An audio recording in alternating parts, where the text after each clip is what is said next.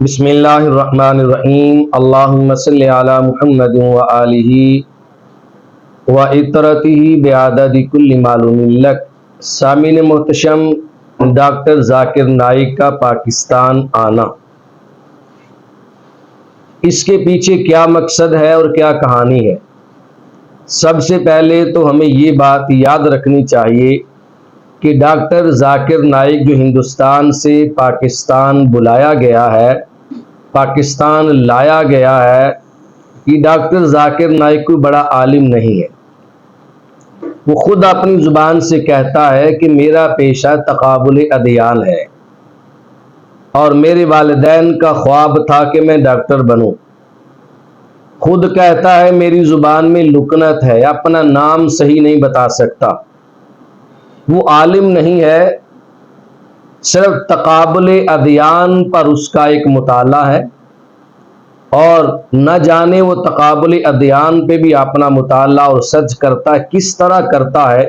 ساری دنیا جانتی ہے کہ وہ حضور علیہ السلام کے وسیلے کا منکر ہے، اور معاذ اللہ وہ یزید جیسے ملعون اور بدبخت شخص کو اہل بیت مصطفیٰ کے مقابلے میں، امام حسین رضی اللہ تعالیٰ عنہ کے مقابلے میں لا کے کھڑا کر دیتا ہے اور یزید کی اچھائیاں بیان کرتا ہے، اور نہ جانے کئی قسموں کے کفریات ڈاکٹر ذاکر نائک کے ہیں۔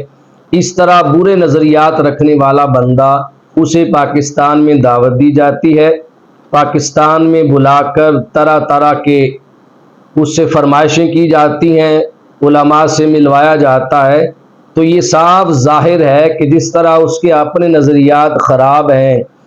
پہلے ڈاکٹر طارق مسعود نے، مفتی طارق مسعود نے لوگوں کے ایمان کو نقصان پہنچایا اور حضور علیہ السلام کی شان اقدس میں توہین اور بے ادبی کے الفاظ بول کر وہ گستاخی رسول کا مرتکب ہوا، قرآن مجید کی توہین کی۔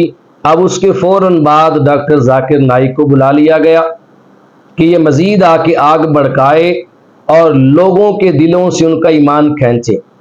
پاکستان میں جو مسلمان حضور علیہ السلام کے غلام بستے ہیں، ان کے دل جلائے جائیں، ان کے نظریات خراب کیے جائیں۔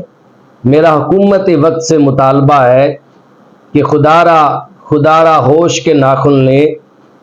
کوئی فرد بھی، ہر ملک کا ایک اصول اور دستور ہوتا ہے، ملک پاکستان کے اندر بھی یہ اصول اور یہ شک آئین میں شامل ہونے چاہیے کہ کسی ملک سے تعلق رکھنے والا اگر حضور علیہ السلام یا مقدس ہستیوں کے بارے میں کوئی توہین کرتا ہے تو ایسے شخص کا پاکستان میں داخلہ بند ہونا چاہیے، اور اگر کوئی شخص پاکستان میں رہ کر گستاخی رسول کا مرتکب ہوتا ہے اور شان رسالت مآب صلی اللہ علیہ وسلم میں توہین آمیز کلمات کہنے کی وہ جسارت کرتا ہے، تو حکومت خود اس شخص کو سزا سنائے، اسے مجرم ڈکلیئر کرے۔